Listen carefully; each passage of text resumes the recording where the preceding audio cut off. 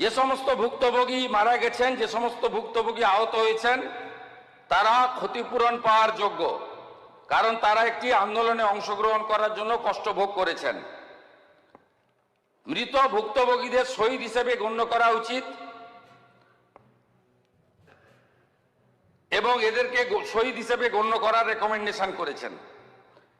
Commission যে 12 জনকে পোস্টমর্টমের পরে চিহ্নিত করা হয়েছে, তাদের পরিবার, তাদের প্রত্যেককে 25 লক্ষ করে টাকা আর আহতদের 5 লক্ষ করে টাকা দেওয়ার সুপারিশ করছে। কি করেছেন আপনারা? আপনারা মৃতদের দিয়েছেন 2 লক্ষ করে টাকা আর আহতদের দিয়েছেন 15,000 করে টাকা। লজ্জা লাগে না?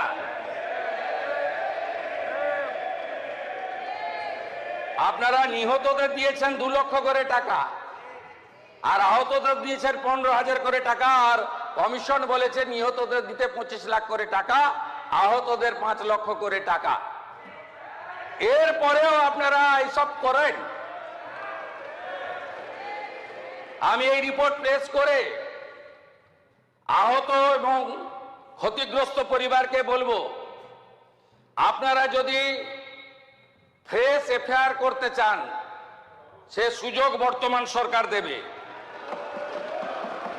আপনারা যদি কমিশনের সুপারিশ মতো ক্ষতিপূরণ বর্তমান সরকারের কাছে চান, মুখ্যমন্ত্রী রিলিফ ফান্ড থেকে আমি সেই ক্ষতিপূরণ দেব।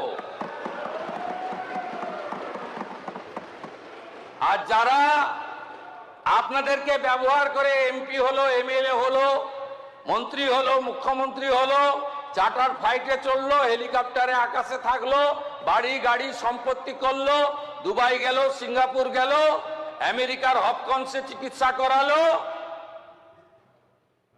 তাদের থেকে আপনারা দূরে থাকবেন। সাথে সাথে আমি এই হাউসকে বলছি যে আমাদের কাছে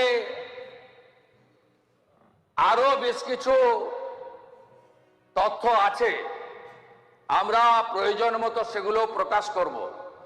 যেমন আমফানের ক্যাগ রিপোর্ট, যেমন কোভিডে মেডিকেল ইকুইপমেন্ট পারচেজ রিপোর্ট, সব তথ্য আমার কাছে আছে।